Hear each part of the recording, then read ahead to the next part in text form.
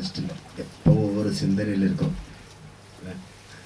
நம்ம மனசை அடக்கி வைக்கிறதுக்கு நம்மளால முடியுமா? உண்மையில்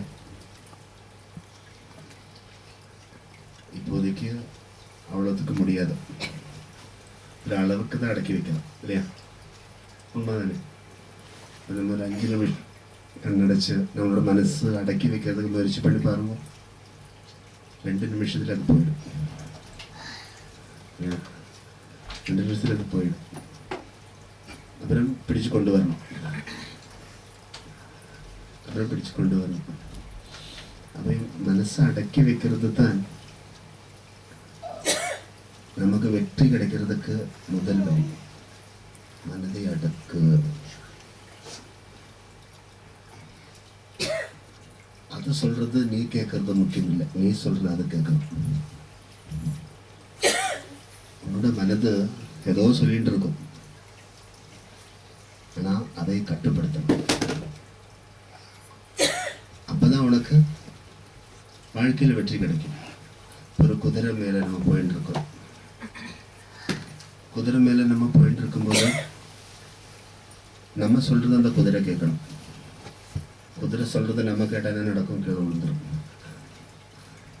குதிரையோட வழியில போகும் இல்லை? அதுக்கு மேலே இருந்து நம்ம தான் கஷ்டப்படணும். அப்போ அந்த குதிரையோட கண்ட்ரோல் நம்ம கையில் இருக்கணும். நம்ம பிடிச்சா அது நிற்கணும் இல்லை? பகவான் ஸ்ரீகிருஷ்ணன் பார்த்தீங்களா? பார்த்த சாரதி, பார்த்தனுக்கு சாரதியே வந்தோம். 4 குதிரை இருக்கு இந்த ரதத்துக்கு. இந்த 4 குதிரைகளுடைய கண்ட்ரோல் பகவான் கிருஷ்ணா கையில் இருக்கு.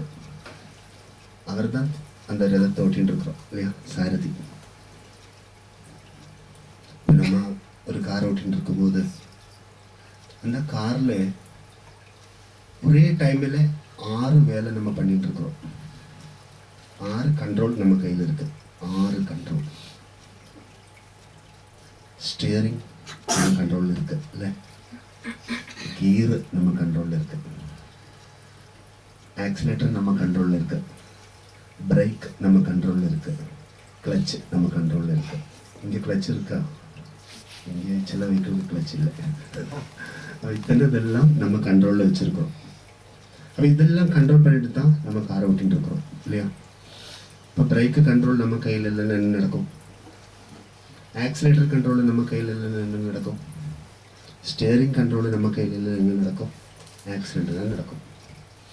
அப்போ நம்மளுடைய கண்ட்ரோல் நம்ம கையில் நம்ம ரொம்ப ஸ்ட்ராங்காக வச்சுக்கணும். எதை நம்ம கண்ட்ரோல் பண்ணணும்னு தான் இந்த குதிரைகளை பார்த்துருக்கிறீங்களா? அது மாதிரி தான் நம்மளோட சில நேரத்தில் நம்மளோட மைண்டு அது அப்படி இப்படி எல்லாம் ஓடும். குதிரைகளுக்கு பார்த்துருக்கீங்களா? இங்கே 2 பக்கம் மறைச்சி வச்சுருக்கோம் இல்லை? இப்படி வச்சுருக்கோம். ஏன் தெரியுமா? இந்த பக்கத்துக்கும் போகக்கூடாது, இந்த பக்கத்துக்கும் போகக்கூடாது, ஸ்ட்ரைட்டாக போகணும். இந்த 2 சைடும் மறைச்சி வச்சுருக்கு. இந்த மாதிரி அங்கே பார்த்து இங்கே பார்த்தெல்லாம் போயிட்டு இருந்தா எங்கேயோ போகும். நம்ம எங்கே போகணுமோ அங்கே பார்த்து போகணும். நம்ம எதை பண்ணிட்டு இருக்கிறோமோ அதை பார்த்து அதை பண்ணிட்டு இருக்கணும். எதையோ நினச்சிட்டு ஏதோ பண்ணிட்டு இருந்தா எதுவும் நடக்காது. இப்போ நம்ம மனசை ரொம்ப ஸ்ட்ராங்காக வச்சுக்கணும். அதில் யாரும் ஏறி விளையாடக்கூடாது. அது ஒரு ஃபுட்பால் கிரவுண்டு கிடையாது. ஒரு ஃபுட்பால் மேட்ச் மாதிரி அந்த ஹிருதயத்தில் ஒரு மேட்ச் நடக்கக்கூடாது. தட்டி விளையாடக்கூடாது. அந்த மனசை நீங்கள் யாருக்காச்சும் விட்டு கொடுத்தீங்கன்னு வச்சுக்கோங்க, அப்புறம் அவங்க தான் உங்களை கண்ட்ரோல், அவங்க தான் கண்ட்ரோல் பண்ணும். அப்போ எப்பவும் மனதை கொடுக்கும்போது யோசிச்சு கொடுங்க. யாருக்கு உங்களோட ஹிருதயம் கொடுக்குறீங்களோ யோசிக்கணும். அதான் பார்த்து பார்த்து பார்த்து பார்த்து போய் உட்காரணும். ஒரு சேரில் போய் உட்காருறது இருந்தாலும் அந்த சேர் போய் பார்த்துக்கணும், நல்லா இருக்கணும், அப்புறம் அதில் உட்காரணும். அதுக்கு ஏதாச்சும் ப்ராப்ளம் இருந்தால் நம்ம தான் கிளம்பணும் இல்லையா? அது மாதிரி எப்போ நம்ம மனசு என்றது ஒரு மெயின் பாத், அதை மட்டும்தான் நம்ம கட்டுப்படுத்தணும். இந்த பாடியில் நம்ம கண்ட்ரோலில் கிடையாது. நம்ம உடம்பு 100% நம்ம கண்ட்ரோலில் இல்லை. நம்ம யாரும் நினச்சிக்க வேண்டாம் நம்மளோட பாடி நம்ம கண்ட்ரோலில் இருக்கணும். ஒரு வருத்தம் வந்ததுக்கு அப்புறம் தான் நமக்கு தெரியுது நம்மளோட பாடியில் வருத்தம் வந்திருக்குன்னு. வருத்தம் வரப்போகுதுன்னு நமக்கு தெரியலையே. இங்கே பெயின் வந்தால் தான் இங்கே வலிக்குது, அப்போதான் டாக்டர்கிட்ட போகிறோம், இங்கே பெயின் இருக்கு. இந்த கண்களின் இமைகள் நம்ம கையில் இருக்கா? கண்ட்ரோல் இல்லையே. நம்ம ஒவ்வொன்றும் நம்ம கண்ட்ரோலில் கிடையாது. இந்த நெயில் பார்த்தீங்களா, இது நம்ம கண்ட்ரோல்லே இருக்கு, இதோட வளர்ச்சி இல்லை. அது வெட்டினா வளர்ந்துகிட்டே இருக்கும். தலையில் இருக்கிற ஹேர் இதுவும் வெட்டினா வளர்ந்துகிட்டே இருக்கும். அப்போ இதெல்லாம் நம்ம கண்ட்ரோலில் கிடையாது. ஆனால் இதெல்லாம் நம்ம கண்ட்ரோலில் வச்சுக்கலாம், வேணும்னா ட்ரை பண்ணால் வச்சுக்கலாம். நம்ம பாடி கண்ட்ரோல் நம்ம கையில் வச்சுக்கலாம். இப்போ நமக்கு ப்ரெஷர் இருக்கா, 5 நிமிஷத்துலேருந்து ப்ரெஷர் கம்மி பண்ணலாம். சுகரையும் எப்படி குறைக்கலாம், அதுக்கெல்லாம் வழி இருக்குது. நம்ம பாடி நம்ம கண்ட்ரோலில் வச்சுக்கணும்னா அதில் ஒரு நாளில் பண்ண முடியாது, ரொம்ப ப்ராக்டிஸ் பண்ணணும். நம்ம உள்ளம், நம்ம உடம்பு, நம்ம வாழ்கிற இடம், இதெல்லாம் ரொம்ப முக்கியம் நமக்கு. அதான் ஸ்தலம், காலம், வைபவம். ஸ்தலம் நல்லா இருக்கணும், காலம் நல்லா இருக்கணும், வைபவங்கள் நல்லா இருக்கணும். இப்போ ஸ்தலம் மீனிங் நம்ம வாழ்ந்துட்டு இருக்கிற இடம், காலம் மீனிங் நம்ம லைஃப், வைபவம் நம்மளோட இருக்கிறதெல்லாம். இதெல்லாம் இப்போ நல்லா இருக்கணும். அப்போ இதெல்லாம் நல்லா இருக்கணும், அது ரொம்ப முக்கியம். ஆனால் அதை விட முக்கியம் நம்ம மனசு. நம்ம எப்பவும் போட்டு புண்படுத்தக்கூடாது மனசை. அது கடவுளை புண்படுத்துறதுக்கு சமம். கடவுளை புண்படுத்துறதுக்கு சமம். நம்ம ஒரு நம்ம பாடியில் இப்படி கல்லெடுத்து குத்திக்கிட்டே இருந்தால் நமக்கு வலிக்கும் தானே. அதே மாதிரி ஆத்மாவுக்கு சாந்தி கொடுக்கணும், அதை போட்டு நம்ம புண்படுத்தக்கூடாது. எதுக்காக புண்படுத்துகிறோம்னா, அளவுக்கு மீறின ஆசைகள் நம்ம ஆத்மாவுக்கு இருக்கிற ஆனந்தத்தை கெடுத்தும். அளவுக்கு மீறின ஆசைகள் வந்தால் நம்ம ஆத்மாவுக்கு இருக்கிற ஆனந்தத்தை கெடுத்தும். நம்ம மனசு சந்தோஷமா இருக்கிறோம். நமக்கு ஏதோ ஒரு ஆசை வந்தோன்னு வச்சுக்கோம், அந்த ஆசை நடக்கலைன்னா நம்ம மனதை போட்டு நம்ம புண்படுத்தின்னு இருக்கோம். ஏன் அது நடக்கலை, ஏன் இது நடக்கலை, அது நடக்கலையே, இது நடக்கலையே. அது நடக்க வேண்டிய நேரத்தில் நடக்கும் என்ற ஒரு நம்பிக்கை நமக்கு இருந்தால் அந்த ஆத்மாவுக்கு சந்தோஷம். ஏன் நடக்கலைன்னு கேட்டுக்கிட்டே இருந்தால் அந்த ஆத்மாவுக்கு தான் கஷ்டம். ஏன் நடக்கலைன்னு கேட்க வேண்டாம், அது எப்போ நடக்கும்னு கேட்க வேண்டாம், அது நடக்கும். அந்த நம்பிக்கை நமக்கு ரொம்ப முக்கியம். அது நடக்கும், அது அவர் நடத்தி வைக்கும். அது அவர் நடத்தி வைக்கும். இந்த மண்ணுக்கு நம்மளை யார் அனுப்பி விட்டுருக்கோம், அவர் தான் அனுப்பி விட்டுருக்கோம். நம்ம யார் இந்த மண்ணுக்கு நம்ம விசா பாஸ்போர்ட்டில் எடுத்துகிட்டு வரல, அவரோட பிளஸ்ஸிங்கில் தான் வந்திருக்கு இல்லை? உண்மைதானே. நமக்கு வர்றதுக்கு முன்னாடி நம்ம யாருன்னு தெரியுமா? தெரியாது. நம்மளோட பூர்வ ஜென்மம் நம்ம யாரு நமக்கு தெரியாது. நம்ம பிறக்கிறதுக்கு முன்னாடி நம்ம எங்கே இருந்தோம் அது நமக்கு தெரியாது. இப்போ நம்ம இங்கே இருக்கிறோம், நாளைக்கு இதே நேரத்தில் எங்கே இருக்கும் அதுவும் சொல்ல முடியாது. பார்த்தீங்களா, இதெல்லாம் நம்ம கையில் கிடையாது. அப்போ எல்லாத்துக்கும் முக்கியம் என்னென்னா மனசை சாந்தமாக வச்சுக்கோங்க. அது ஃபஸ்ட். சாந்தம் அதை போட்டு தேவையில்லாத விஷயங்களுக்கெல்லாம் அதை போட்டு பிசைஞ்சு இருக்கக்கூடாது. அதுதான் நம்மளோட பெரிய தோஷம். அந்த தோஷம் இருக்குது, ராகு தோஷம் இருக்குது, சனி தோஷம் இருக்குது, செவ்வாய் தோஷம் இருக்குது.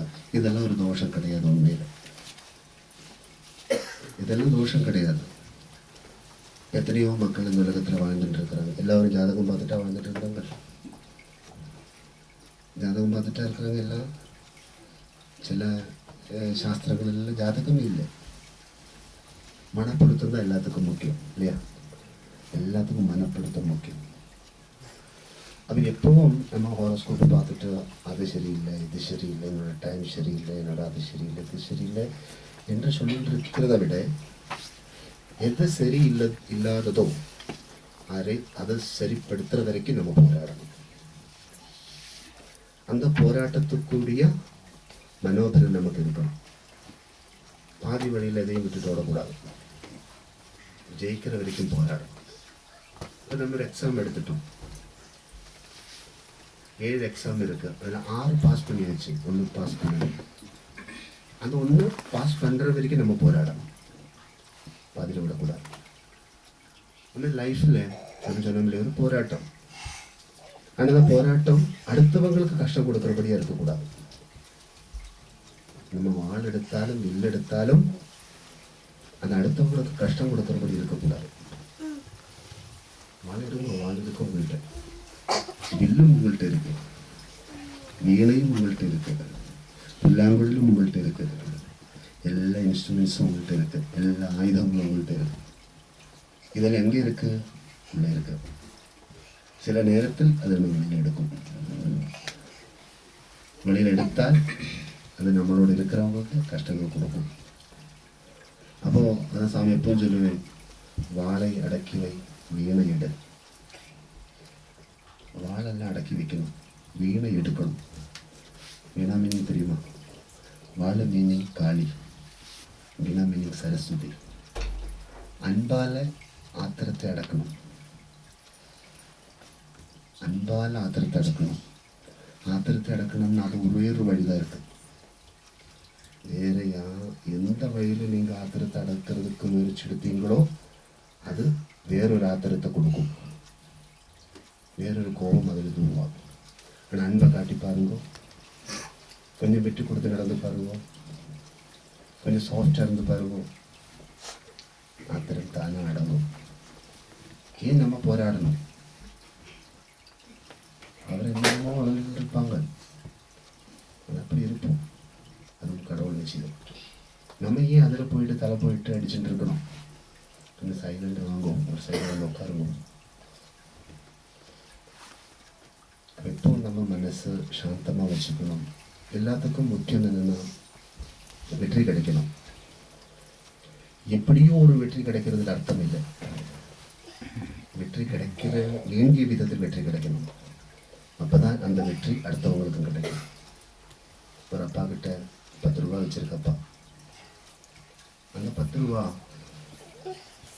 ஒரு பாபம் முதல்ல இருக்கக்கூடாது, பாபம் முதல்ல இருக்கக்கூடாது, பாப சம்பத்தா இருக்கக்கூடாது, அது புண்ணிய சம்பத்தா இருக்கணும்.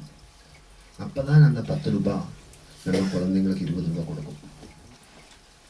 இல்லைன்னா அந்த 10 ரூபா வச்சுட்டு இருக்கும்போது இருக்கிற இதெல்லாம் அந்த 10 ரூபாயில் அழிஞ்சு போகும். ஒரு கேரளாவில் ஒரு கதை நடந்தது. ஒரு விவசாயி இருந்தது, விவசாயி. அந்த விவசாயியோட பூர்வீகமாயிட்டு அவருக்கு புதையல் கிடைச்சிருக்குது. ஒரு கோல்டு வெள்ளரிக்கான்னு சொல்லி தெரியும், எல்லோ கலரில் இருக்கும், கோல்டில் கிடைச்சது அவங்களுக்கு ஒரு புதையல். யாரோ ஏதோ ஒரு காலத்தில் மண்ணுக்கடியில் விட்டுட்டு போயிட்டாங்க. அது இவங்க யாரோ கேள்வி போடும்போது கிடைச்சது. அப்போ அதை வச்சு கும்பிட்டுட்டு இருந்தாங்க. ஆனால் அவங்க குடும்பம் பெரிய குடும்பம். அப்போ அந்த குடும்பத்தில் அந்த காலத்தில் சொல்லியிருக்கு, இதை எடுத்து செலவு பண்ணக்கூடாது, என்னது ஒரு பிராமணனோட சம்பத்தாக்கும். அந்த பிராமணனோட சம்பத்தாக இருக்கிறபடியா இதை நல்ல பூஜாரில் வச்சு கும்பிடணும். இது எங்கே இருக்கிறதோ அங்கே எல்லாம் பிரசன்னமாகும், எல்லா வெளிச்சமும் இருக்கும், இங்கே அந்த தாரித்திரம் இருக்காது. ஆனால் இது இருக்க வேண்டிய இடத்துல தான் இருக்கணும். இது இடம் மாறிட்டோம்னா எங்கே கொண்டு போய் வைக்கிறீங்களோ அதை அங்கே அழிஞ்சு போகும். புரியுதுங்களா? அப்போ இது பெரிய ஒரு ஃபேமிலி தானே. அப்போ கொஞ்சம் காலெல்லாம் போனப்போ ஃபேமிலி ஸ்ப்ரெட் ஆகும் தானே. அப்போ அப்பாவோட காலம் முடிஞ்சால் அந்த குடும்பத்தில் இருக்கிற பெரிய குழந்தை யாரோ அவர் தான் அதுக்கு பொறுப்பு. தாத்தா காலம் முடிஞ்சாச்சு, அப்பா கை கிடைச்சாச்சு. அப்பாவோட முதல் குழந்தை யாரோ அவர் தான் அதை விளக்க வச்சு கொண்டாடணும். அது அவர் கொண்டாடும் போது அவரோட கூட பிறந்தவங்களுக்கெல்லாம் அதோட பிளஸிங் கிடைச்சுட்டு இருக்கும். ஆனால் அது என்ன நடந்தது, இந்த வீடு மாறி மாறி போய் இதை இந்த பெரிய குழந்தை வச்சு பூஜை பண்ணிட்டு இருக்க வேண்டிய உங்களுக்கு தெரியும் தானே. இந்த அளவுக்கு மீறின சம்பத்து வந்தாலும் அதுவும் அசுரர்களை உருவாக்குறதுக்கு காரணமாகும். அளவுக்கு மீறின சம்பத்தும் ஆனந்தத்துக்கு எடுத்தும் அது பெயர். எது அளவுக்கு மீறி நம்மள்கிட்ட வந்ததோ அது நம்மளோட அமைதி கெடுக்கும். அது அன்பாக இருந்தாலும் சரி, அளவுக்கு மீறினா அதுவும் அமைதி கெடுக்கும். எதாக இருந்தாலும் அளவாக வச்சுக்கிட்டோம்னா அமைதியாக இருக்கலாம். அளவுக்கு மீறினா எதுவும் நம்மளோட வாழ்க்கைக்கு கொஞ்சம் கஷ்டங்கள் கொடுக்கும். அது எல்லாத்துலேயும் அப்படிதான் இருக்குது. அப்போ இந்த புதையல் அதில் இருக்கிற 4வது குழந்தை அதுக்காக சண்டை போட்டு அதை எடுத்து இது நாங்கள் கொண்டாடுன்றதெல்லாம் சொல்லிட்டு அவருடைய அதுக்கு நல்ல சொத்து எல்லாம் இருக்குது. ஆனால் இது எடுத்துட்டு அவரோட இல்லத்தில் கொண்டு வச்சாச்சு. அதை வச்ச 2 வருஷத்துக்குள்ளே அந்த வச்ச இடமெல்லாம் போயாச்சு. பார்த்தீங்களா? அப்போ அன்னைக்கு சொல்லி இருக்கு, இது இருக்க வேண்டிய இடத்துல தான் இருக்கணும். அப்போ தான் அது எல்லோருக்கும் வெளிச்சம் கொடுக்கும். அது வேறொரு இடத்துல கொண்டு வச்சுட்டோம்னா அது கஷ்டம் கொடுக்கும். அது மாதிரி அப்போ அவங்களுக்கெல்லாம் விளங்கியாச்சு இதுதான் அதுக்கு காரணம். இன்னும் நிறைய கதை இருக்கு. அப்போ எது புண்ணிய முதலோ புண்ணிய சம்பத்து எதோ அதுதான் நம்மள சேவையில் இருக்கணும். பாப சம்பத்து நமக்கு வேண்டாம். எதா இருந்தாலும், ஒரு பழமா இருந்தாலும் பாபம் இருந்தது வேண்டாம். எது அன்பால் உங்களுக்கு யார் கொடுக்கிறதோ அதை மட்டும் வாங்குவோம். யாருக்கு இருந்தும் ஆத்திரத்தை காட்டி எதையும் வாங்கக்கூடாது. பிடிச்சு எடுக்கக்கூடாது. அது பாபத்தை கொடுக்கும். பாதத்தை தொட்டு வணங்கி கேட்டு வாங்குங்க, அது புண்ணியத்தை கொடுக்கும். எப்போ சம்பத்து என்றது 2 விதம் இருக்கு. புண்ணிய சம்பத்து, பாப சம்பத்து. சில சொத்துல எல்லாம் நிறைய பாபங்கள் இருக்கும். அதனால அந்த சொத்தை வச்சே கவலைப்பட்டு இருப்பாங்க சிலவங்க. அதெல்லாம் ரியல். இப்போ எத்தனையோ சாமியெல்லாம் டெய்லி எத்தனையோ இடத்துக்கு போயிட்டு இருக்கோம். இல்லை, சில சொத்துல எல்லாம் பாவங்கள் இருக்கும். அந்த பாவங்கள் இருந்துன்னு வச்சுக்கோங்க, அந்த சொத்து நமக்கு தூக்கம் கொடுக்காது. அந்த சொத்து காரணம் கொண்டே நமக்கு மன நிம்மதி இல்லாமல், சாப்பாடு இல்லாமல், தூக்கம் இல்லாமல், மன நிம்மதி இல்லாமல் வாழ வேண்டிய நிலைமைகள் வரும். அது என்னன்னா, எல்லா சொத்துலேயும் ஒரு பிராமண பங்கம் இருக்கு. அதை எப்படி நீங்கள் உணர வேண்டும். உங்களில் என்ன சம்பத்து இருந்தாலும் அதோட ஒரு இன்கம் டேக்ஸ் பிரம்மத்துக்கு சமர்ப்பணம் பண்ண வேண்டியது. ஒரு இன்கம் டேக்ஸ் பிரம்மத்துக்கு கொடுக்கணும், அக்னிக்கு கொடுக்கணுமா. அக்னிக்கு கொடுத்ததுக்கு அப்புறம் தான் நீங்க அனுபவிக்கணும். அப்பதான் உங்களுக்கு அது ஆனந்தம் கொடுக்குமா. இப்போ பழைய காலத்தில் உங்களுக்கு தெரியும் தானே, சமையல் அறையில் என்ன சமைச்சாலும் கொஞ்சம் எடுத்துட்டு அடுப்புக்கு கொடுக்கும் இல்லையா. கொஞ்சம் அதிலிருந்து எடுத்துட்டு அடுப்பில் கொடுக்கும். இது சாஸ்திரம். இப்போ பூர்வீக காலத்துல எல்லாம் எல்லா வீட்டிலையும் ஏர்லி மார்னிங் கணபதி ஹோமம் பண்ணும். அந்த காலத்தில் இப்போ நம்ம விளக்கு வைக்கிறோம் இல்லையா பூஜை அறையில், அதே மாதிரி பூர்வீக காலத்தில் ஒரு சின்ன அடுப்பாக இருந்தது, அடுப்பில் கணபதி ஹோமம் பண்ணுவாங்க. அக்னிக்கு நைவேத்தியம் கொடுக்கும். அப்புறம்தான் எல்லாமே அனுபவிப்பாங்க. அப்போ பிரம்மச்சரியம், அந்த பிரம்மத்தை ஆச்சரிக்க வேண்டிய விதம் ஆச்சரித்தால் நமக்கு இருக்கக்கூடிய ஆனந்தம் எப்பவுமே இருக்கும். நம்ம நினைக்கக்கூடாது நம்ம தனியாக இருக்கிறோம்னு. நம்ம தனியாக கிடையாது. நமக்கு பெரிய ஒரு ஃபவுண்டேஷன் இருக்கு. ஆனால் அந்த ஃபவுண்டேஷன் நமக்கு பார்க்க முடியாது. அந்த ஃபவுண்டேஷனுக்கு மேலே தான் நம்ம இருக்கிறோம். சூரியனை கூட பார்த்தீங்களா, சூரிய பகவான், அந்த சூரியனுக்கு கூட அந்த சூரியனை 9 பேர் பிரதட்சணம் பண்ணிட்டு இருக்கு இல்லையா. சூரியனை 9 பேர் பிரதட்சணம் பண்ணிட்டு இருக்கு நவகிரகங்கள். சூரியனுக்கு கூட சில நேரத்தில் கிரகணம் வரும். சில கிரகங்கள் சூரியனுக்கு மேலே போகும், சில கிரகங்கள் சந்திரனுக்கு மேலே போகும். அந்த நேரத்தில் அதை நமக்கு பார்க்க முடியாது. பார்த்தீங்களா. அப்போ எல்லாருக்கும் உணர வேண்டியது என்னன்னா, ஃபர்ஸ்ட் நமக்கு பிராமண ஆச்சார அனுஷ்டானங்கள் ரொம்ப முக்கியம். பிரம்மத்தை நம்ம ஆச்சரிக்கணும். பிரம்ம மீனிங் ஆத்மா. ஆத்மா அதான் ஹிருதயத்தை தொட்டு வணங்கி ஆரம்பிக்கணும். பர்மிஷன் எடுக்காம நம்ம எதையும் ஆரம்பிக்க கூடாது. ஒரு 1000 முறை நம்ம பர்மிஷன் எடுக்கணும். நம்ம நாளைக்கு ஒரு விஷயம் பண்ண போறோமா, இன்னைக்கு அதுக்கு பர்மிஷன் எடுத்துகிட்டே இருக்கணும். பகவானே பகவானே பகவானே, நாளைக்கு இது பண்ண போகிறோம், நாளைக்கு இது பண்ண போகிறோம், நீ தான் எனக்கு துணையாக இருக்கணும், நீ தான் எனக்கு துணையாக இருக்கணும், நீ தான் எனக்கு துணையாக இருக்கணும், இப்படின்னு நம்ம கேட்டுக்கிட்டே இருக்கணும். ஸ்டார்ட் பண்ணுறதுக்கு முன்னாடி, அதான் கேணி போடுறதுக்கு முன்னாடியே தண்ணி இருக்கிற இடத்தை பார்த்து கேணி போடணும். அப்போ தான் தண்ணி கிடைக்கும். கேணி போட்டதுக்கு அப்புறம் தண்ணி கிடைக்கலன்ற கவலையில் இருக்கிறத விட நம்ம முதல்ல அந்த இடத்த பார்த்து கிளியராக இருக்குன்னு பார்க்கணும். அப்புறம் டீக்குள் இந்த இடத்துல கேணி போடலாமா, கேணி போடக்கூடாத இடத்துல கேணி போட்டால் போட்டால் கேணிக்குள்ளே இருக்கும். புரிஞ்சுதா? இப்போ கேணி எங்கே போடணும் அங்கே தான் போடணும். அந்த மாதிரி எல்லாத்துக்கும் ஒரு சாஸ்திரம் இருக்குது. பிராமண சாஸ்திரம், பிரம்மசாஸ்திரம். அந்த பிரம்மசாஸ்திரம் எங்கே இருக்குன்னு கேட்டால் உலகத்தில் தேடினா கிடைக்காது. பிரம்மசாஸ்திரம் மீனிங் வேதாந்தம். வேதாந்தம் வெளியில் பார்த்தா தெரியாது, வேதங்கள் வெளியில் பார்த்தா தெரியும். வேதாந்தம் உங்களுக்குள்ளே இருக்கு. அந்த வேதாந்தத்துக்கு நம்ம நல்ல ரெஸ்பெக்ட் கொடுக்கணும். அதான் எல்லாத்தையும் யோசிச்சு செய். அதான் பகவத்கீதாவிலே அர்ஜுனா கிருஷ்ணா ரிலேஷன்ஷிப். அர்ஜுனா எதை செய்யறதா இருந்தாலும் கிருஷ்ணா கிட்ட கொஞ்சம் பர்மிஷன் எடுக்கும்.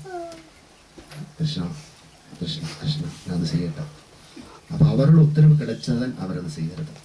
அது மாதிரி நமக்கும் பிரம்மச்சரியம், அந்த பிரம்மத்தை ஆச்சரிக்கக்கூடிய ஒரு மகத்துவம் நம்மளில் எப்பவும் இருக்கணும். ஒரு ஒரு ஒரு பென்ஸ் ஒரு காசாக இருந்தால் கூட அது நமக்கு எங்கேருந்து வந்திருக்கு? அதை ஹிருதயத்தில் வச்சு தான் கொடுக்கணும், ஹிருதயத்தில் வச்சுட்டு தான் வாங்கணும். 10 காசு கிடைச்சா அந்த ஹிருதயத்தில் வச்சுக்கணும், அப்புறம் தான் பெட்டியில் போடணும். கோவிலில் போனால் பிரசாதம் கிடைச்சா நம்ம இப்படியெல்லாம் பண்ணுறோம் இல்லையா, கண்ணில் வத்திக்கிறோம் இல்லையா? இதே மாதிரி வேலைக்கு போனால் பணம் கிடைச்சாலும் அதுதான் பண்ணணும். அப்போ தான் அந்த லட்சுமி நம்மளோட இருக்கும். கோவிலில் போயிட்டு கிடைக்கிறது மட்டும் பிரசாதம் இல்லை, வேலைக்கு போயிட்டு கிடைக்கிற சேலரியும் பிரசாதம் தானே. கோவிலில் போய் சாப்பிட்றது மட்டுமா பிரசாதம்? வீட்டில் சமைச்சு சாப்பிட்றது பிரசாதம் தானே. எல்லாம் பிரசாதம் தான். கடவுளை நினைத்து நீங்கள் என்ன செய்கிறீங்களோ அதெல்லாம் பிரசாதத்துக்கு சமம். கடவுளை நினைக்காம பண்ணினாதான் அதில் தீய சக்திகள் வரும். கடவுளை நினைச்சு பண்ணினா அது தேவ சக்திகள் வரும். அந்த தேவ சக்திகள் இருக்கிறதை நம்ம அனுபவித்தால் திவ்யத்துவம் நம்மளில் வளரும். அந்த திவ்யத்துவம் நம்மளில் வளரும்போது நமக்கு மகத்துவங்கள் வரும். அந்த மகத்துவமாய் நம்ம வாழும்போது நிறைய பந்தங்கள் நமக்கு கிடைக்கும். அந்த பந்தம் நமக்கு மன்னனாய் வாழக்கூடிய பாக்கியம் கொடுக்கும். இது செய்யணும். இப்போ நீங்கள் யாரையும் கும்பிடுறது முக்கியம் இல்லை. இப்போ சுவாமியை கும்பிடுறதோ, അല്ലെങ്കിൽ சிவ பகவான் பரமேஸ்வரனை கும்பிடுறதோ, முருகனை கும்பிடுறதோ அதெல்லாம் முக்கியம் இல்லை. அதெல்லாம் உள்ளத்திலிருந்து எடுத்து வெளியில் வச்சிருக்காங்க. நமக்கு காட்டி கொடுக்குது இப்படி தான் சிவன், இப்படி தான் பார்வதி, இப்படி தான் லக்ஷ்மி. நமக்கு காட்டி கொடுக்குது, நம்ம நேராக பார்த்தது இல்லை இது வரைக்கும். நமக்கு காட்டி கொடுத்தது அப்படி இப்படி இப்படின்னா. ஆனால் இதெல்லாம் இங்கேருந்து வந்திருக்கு. அந்த காலத்தில் மகர்ஷிகள் தவம் பண்ணி உள்ளே இருந்து உருவாக்கி இருக்கு. அதுதான் இன்னும் நம்ம வணங்கிட்டு இருக்கிறோம். அதுதான் இன்னைக்கு கோவிலுக்குள்ளே இருக்கு பிராண பிரதிஷ்டா. அந்த பிராண பிரதிஷ்டை தான் நம்ம வணங்கிட்டு இருக்கிறோம். அந்த கோவிலை கும்பாபிஷேகம் பண்ணுறதும், அது பூஜை பண்ணிட்டு இருக்கிறதும், கோவில் உடஞ்சி அதை கட்டுறதெல்லாம் நம்ம தானே. எல்லா கடவுளோட ப்ரெசன்ஸ் நமக்குள்ளே இருக்கு. 30 கோடி தேவர்களும் நமக்குள்ளே இருக்கு. அது எங்கே இருக்குன்னு கேட்டால் இங்கே இருக்கு. அந்த இங்கே இருக்கு. இங்கே இருக்கிறத தொட்டு வணங்காம அங்கே இருக்கிறதெல்லாம் தொட்டு வணங்கினா நமக்கு எதுவும் கிடைக்காது. அதை முதல்ல நம்ம ரியலைசேஷன் பண்ணணும். இங்கே வச்சு நம்ம சொல்லணும், கடவுளை எனக்கு நீ துணையாக இருக்க வேண்டும். இப்படி ஒரு முறை ஒரு நாளைக்கு பண்ணி பாருங்க. 1000 கோவிலில் போய் கும்பிட்டுறதுக்கு சமம். 1000 கோவில் போய் வணங்கி வந்ததுக்கு சமம். இந்த கை வச்சு ஒரு சின்ன குழந்தை மாதிரி நீங்கள் கேளுங்க கடவுள்கிட்ட. அகங்காரம் இருக்கக்கூடாது, ஆத்திரம் இருக்கக்கூடாது. ஆனந்தத்தோடு கேளுங்க, கடவுளை எனக்கு நீ தான் துணியாக இருந்துட்டு என்னை காப்பாற்றணும். எனக்கு ஒன்றும் தெரியாது, உன் பாதத்தை சேவிக்கக்கூடிய வழி நீ தான் காட்டணும். எனக்கு தெரியாது, கோவிலுக்கு போகணும்னு ஆசை இருக்கு, ஆனால் நீ வழி காட்டியதான் கோவிலுக்கு போகணும். பட் எல்லாத்துக்கும் இந்த ஃபெய்த் இது இருக்கணும். வேற ஒன்றும் நமக்கு வேண்டாம். இந்த நம்பிக்கை மட்டும் இருந்தால் போதும். எந்த வியாதியும் நிவர்த்தியாகும். இப்போ இன்னைக்கு கூட ஒரு அம்மா எல்லாம் ஸ்பீச்சில் சொல்லியிருந்தாங்க. இன்னைக்கு சாயங்காலம் சுவாமி அப்போ கேட்டது, 10 வருஷமா அந்த அம்மா ஒரு வியாதியினால குழந்தைங்களை பார்த்துக்க முடியாம, புருஷனை பார்த்துக்க முடியாம, தூக்கம் இல்லாம உணரின்னு இருந்தாங்க. அந்த அம்மாவுக்கு போன திங்கக்கிழமை தான் சுவாமியை மீட் பண்ணக்கூடிய ஒரு சான்ஸ் கிடைச்சது. சுவாமி அந்த அம்மாவை ஒன்றும் சொல்லலை, பயப்பட வேண்டாம், நம்பிக்கை இருந்தால் போதும், எனக்கு நீ ஒன்றும் கொடுக்க வேண்டாம், உனக்கு நம்பிக்கை இருந்தால் போதும், அந்த நம்பிக்கை தான் வேணும், வேற ஒன்றும் தேவையில்லை அப்படின்னு சொல்லிட்டு கையை பிடிச்சி தட்டி விட்டுருந்தேன். இன்றைக்கி அந்த அம்மா என்னன்னு சொல்லி 10 வருஷமாக எனக்கு நான் அனுபவிச்சுட்டு இருக்கிற வேதனையிலிருந்து போன திங்கக்கிழமையிலிருந்து எனக்கு அந்த வருத்தமே இல்லையா. இந்த 10 வருஷமாக ட்ரீட்மெண்ட் எடுத்தது இது இன்னைக்கு கேட்டிருக்கேன் பக்தர்களும். இப்போ 10 வருஷமாக அனுபவிச்சுட்டு இருக்கிற அந்த வேதனை இந்த போன திங்கக்கிழமை சிவபாவம் சுவாமிக்கு தட்சிணாமூர்த்தி திங்கக்கிழமை தரிசனம், பாவ தரிசனம். அப்போ இன்னைக்கு அந்த அம்மா தேங்க்ஸ் சொல்ல வந்திருக்கு சுவாமிக்கு.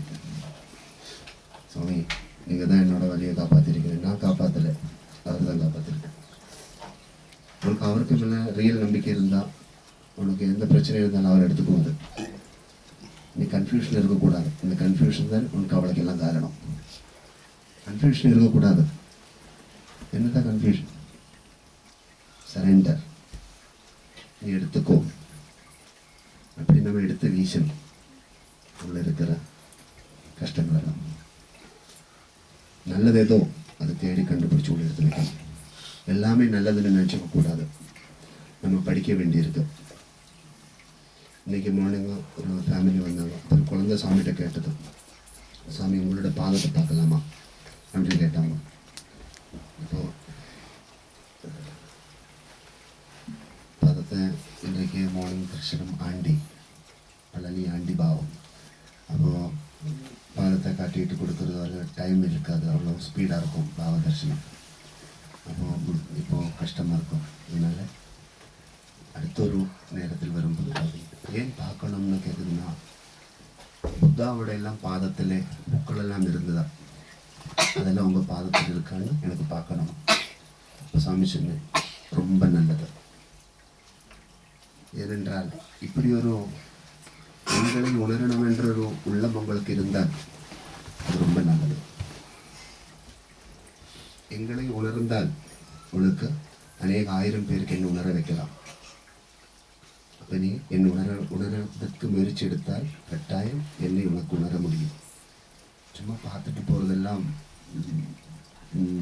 மெயின் கிடையாது. பழகி பழகி படிக்கணும். பழகி பழகி படித்து அதை பற்றி நம்ம பாடணும். ஒரு வேளை பார்த்தாலெல்லாம் ஒரு சைடு வியூ தான் தெரியும். ஸ்ட்ரைட் வியூ தெரியணும்னா ரொம்ப ட்ரை பண்ணணும், ரொம்ப நேரம் பார்த்துட்டு இருக்கணும், நமக்கு எக்ஸ்பீரியன்ஸ் வரணும். சும்மா ஒரு எந்த ஒரு சன்னிதியில் போனாலும் நம்ம படிக்கணும். சும்மா பார்த்துட்டு 5 நிமிஷம் கொஞ்சம் கவனங்களெல்லாம் சொல்லிட்டு போயிட்டு எனக்கு அது சரி வரல, இது சரி வரல, இனிமேல் நாங்கள் போக மாட்டேன் அப்படின்னு சொல்லக்கூடாது. எங்கே போனாலும் நம்ம எப்பவும் படிக்கணும். மகான்களை பற்றி படிக்கணும், ரியலைஸ் பண்ணணும். படிச்சுட்டு நம்ம உண்மையா அது ரியலான நம்ம படிக்கணும். முதல் எல்லாத்தையும் போயிட்டு ரியல்ன்றது நம்ம சொல்லக்கூடாது. எத்தனையோ கம்ப்ளைண்ட் சாமிக்கு வருது. சாமிகிட்ட நிறைய பேர் வந்து சொல்லுவாங்க, சாமி என்னோட அவ்வளோ பணம் போய் இவ்வளோ பணம் போய் நாங்கள் கொண்டு பணம் கொடுத்து இங்கே கொண்டு பணம் கொடுத்து இப்போ என்னோட கஷ்ட நிவர்த்தி ஆகலை என்ன சொல்லுவேன். நீங்கள் பணத்தை போட்டாலெல்லாம் அவங்களோட பாவம் தீராது. நீங்கள் வெறும் 10,000 பவுண்டு அங்கே கொண்டு கொடுத்தா அதில் பெரிய ஒரு பூஜையும் பண்ணலாம், உங்களோட பாவம் எல்லாம் போகாது. நீங்கள் பாவங்கள் அழிக்கணும்னா நீங்கள் தான் ப்ரேயர் பண்ணணும். பணத்தால் எல்லாம் இந்த கலியுகத்தில் பாவங்கள் அழிக்க முடியாது. பணம் முக்கியம் இல்லை, நீங்கள் ப்ரேயர் பண்ணணும், அது ரொம்ப முக்கியம். அப்புறம் சாது ஜன சேவை செய்யணும். சாது தர்மம் ரொம்ப முக்கியம்.